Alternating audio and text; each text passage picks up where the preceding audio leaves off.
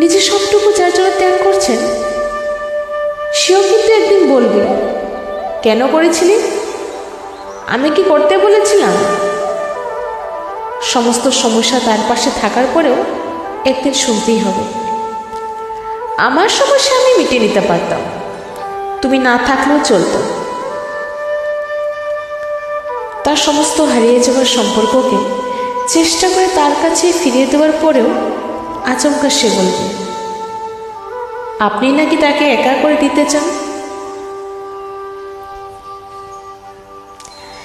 একটা দিন নিজের মতো চাইলেও ব্যস্ততার অজুহাত এসে দাঁড়াবে প্রাচীরের মতো।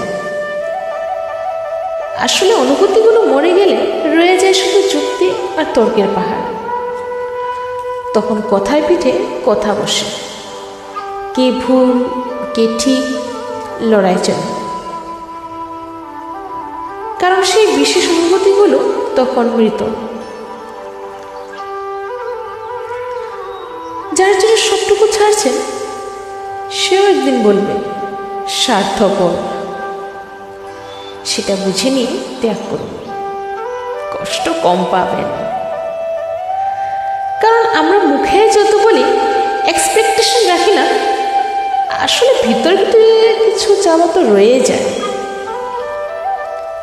একটা একলা সন্ধে, একটা নিশ্চিন্ত বিকেল, হয়তো তখনও চেয়ে যায় মনে মনে। তাই তো আঘাতগুলো আঘাত হয়ে আসে, আর আমরা নতুন করে ভেঙে পড়ি। তাই তো মনকে বারংবার বলি, চল জটিল হয়ে যায়। কিন্তু অবাধ্য মন তবু আশা করতে ছাড়ে না। আশা থাকলে আশাভঙ্গ থাকবে নিশ্চিত। জীবনটা ঠিক পাহাড়ের বাঁকের মতো, অসম্ভব রহস্যময়। আজ সেটাকে নির্ভেজাল ভালোবাসা মনে হচ্ছে, কাল সেটাকেই মনে হয়